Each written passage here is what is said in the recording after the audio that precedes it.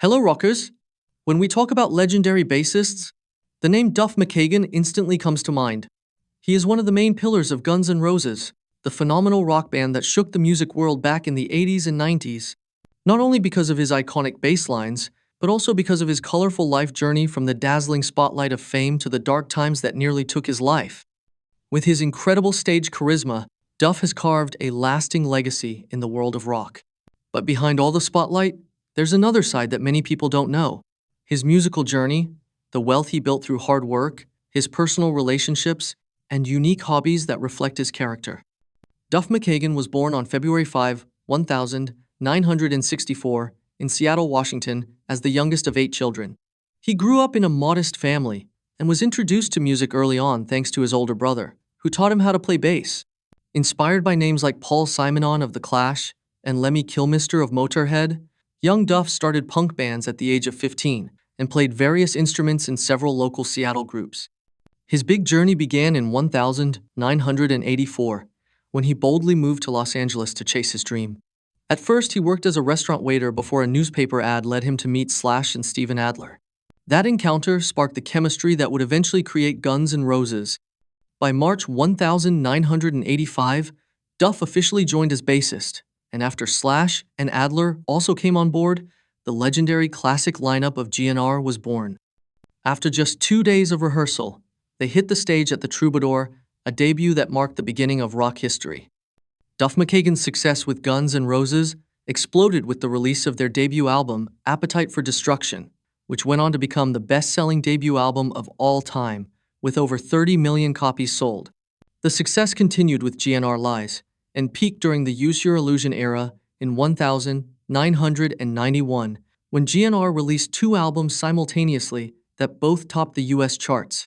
But behind all the glory, Duff was dragged into the extreme rock and roll lifestyle, alcohol, drugs, and endless partying. It nearly cost him his life when his pancreas ruptured due to excessive alcohol consumption. That terrifying moment became a major turning point. After recovering, Duff quit his bad habits and chose a new path, living healthy, exercising, and even returning to college at Seattle University to study finance, a decision that later helped him manage his money and life far better.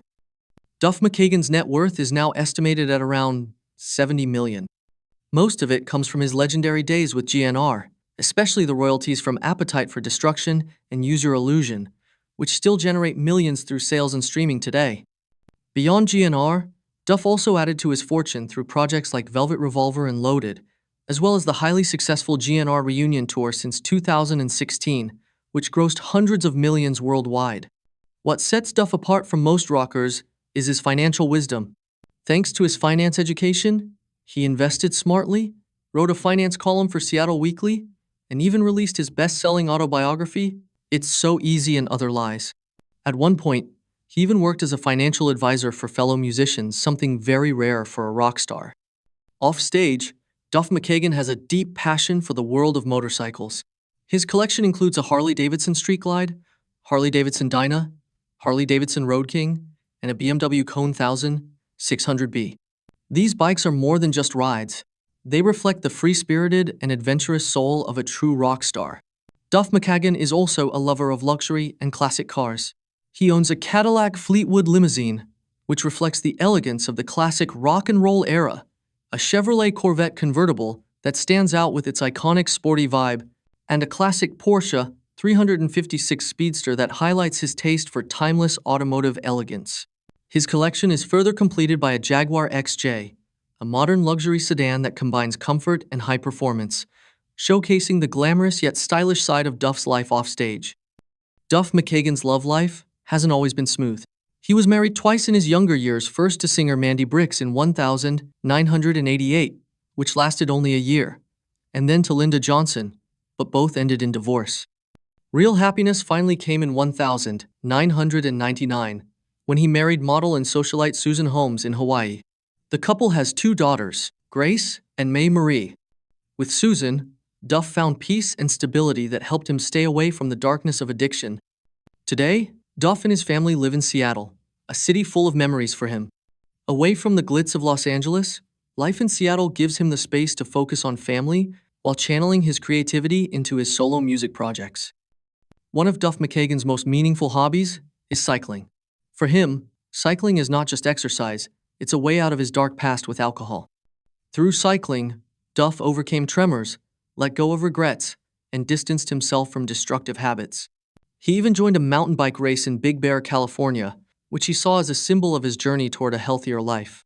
In addition, martial arts has been a key part of his routine since the early days of his recovery.